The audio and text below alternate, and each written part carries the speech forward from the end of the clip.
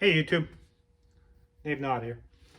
So I bought one of the Speedmaster SFI cases, and I'll just kind of go over you some of the things that I had to do to get stuff to start fitting, and some of the things on it, just so you know. Um, well, first off, we'll go with the fittings for the AN. So they're like an O-ring straight fitting. It's not the quarter-inch NPS. It's something else. So I had the right fittings. I bought one of those cheap fuel regulators off of eBay, and those were actually the right O-ring fittings. So I think it's a metric one. I didn't check it. But just to let you know, so those aren't NPS, quarter-inch NPS. Then for mounting, the little bungs here, if you're using like the holder that goes around it and grabs it from both sides, like on the stock case, the holes on that were really small. It's supposed to be 5/8 of a hole, and they were like 1/2 inch. So I drilled those out so I could mount it normal. You know, make the case fit the universal mount. So that could have been fixed. Externally, that's about it. Yeah, other than that, everything else seems to fit fine. I bought the jig style bolt-on bell housing. That fits good. You got to kind of smack it on with a hammer or pull it, draw it in with the bolts. The jegs bell housing did come with like grade 5 bolts. I'll probably end up getting some grade 8.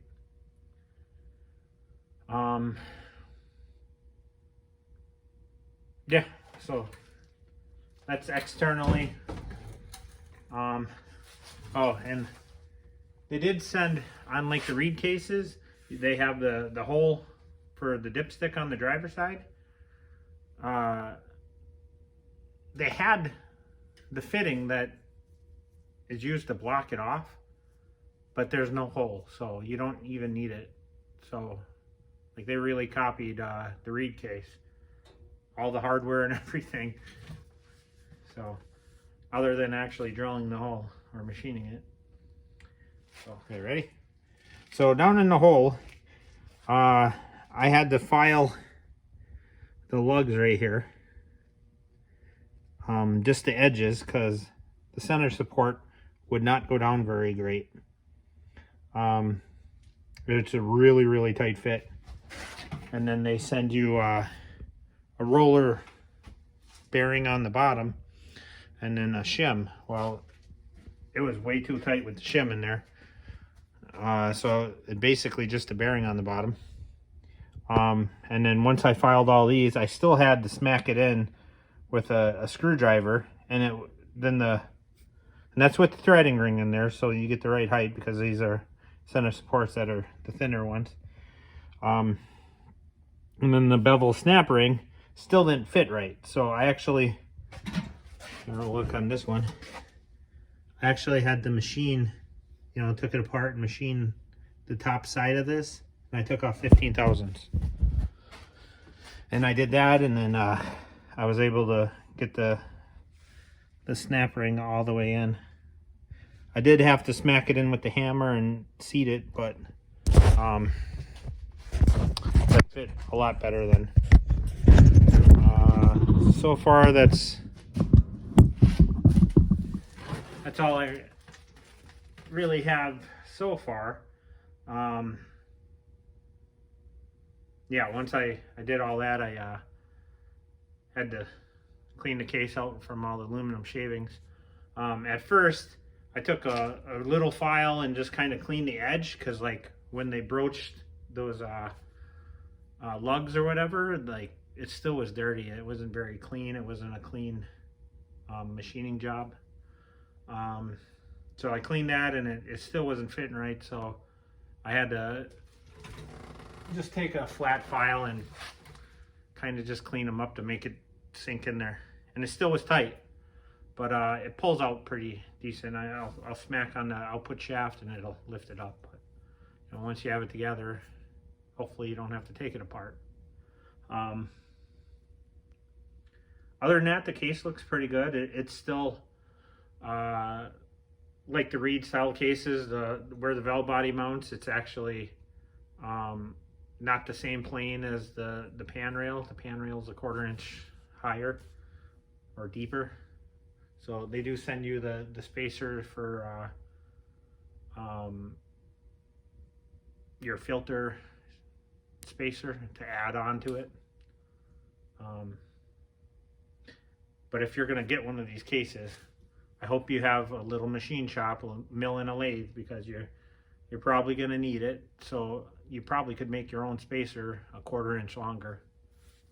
I used the Sonex shifter shaft. That fit perfectly. All the stock shifter parts fit perfectly.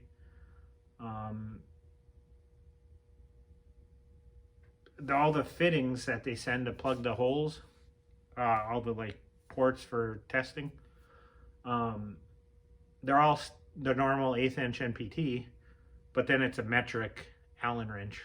So I mean, but I guess that's what it is. They did forget to send me the SFI sticker for it. I called them. They answered right away, no problem, and they said they're gonna send it out. So that wasn't a problem. What else?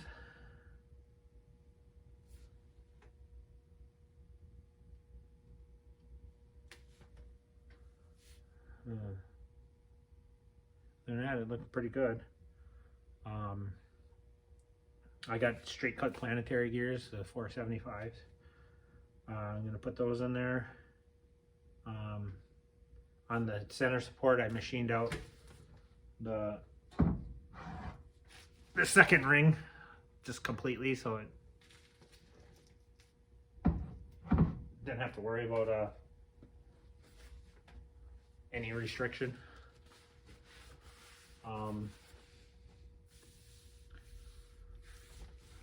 I ended up getting an aluminum drum on the Th400 page. Guy was selling it. It had the seals worn into it because it didn't have a metal sleeve. So Sonex sells a sleeve kit. So I ordered that, and I got the drum itself for 50 bucks. The sleeve was 50 bucks. Machined that out, pressed it in. It was missing the lugs to hold the retainer on here, and then I machined it for a 4L80 race. So that's all done. So that was a good deal. It has a little wear on where the clutches are banged back together. Doesn't really affect much. I had a lot of dirt bikes where you had to file that down and kind of get it so the clutch was smoother, but it still worked. So I'll do 6 clutches in there. I got 4L80 clutches and steels for the intermediate, so it'll get 4 clutches there. The direct, I got 6 clutches in that. It's just a stock direct. I'll run the 4L80 hub, the direct drum hub. It's like a billet instead of the cast. And then I run the Sonex roller bearing billet hub.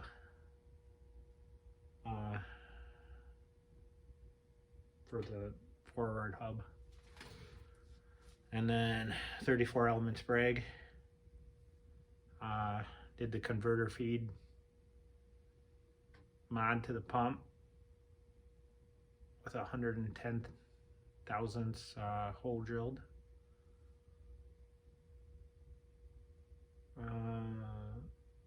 I got a performance racing transmission valve body, a 1-2 leave.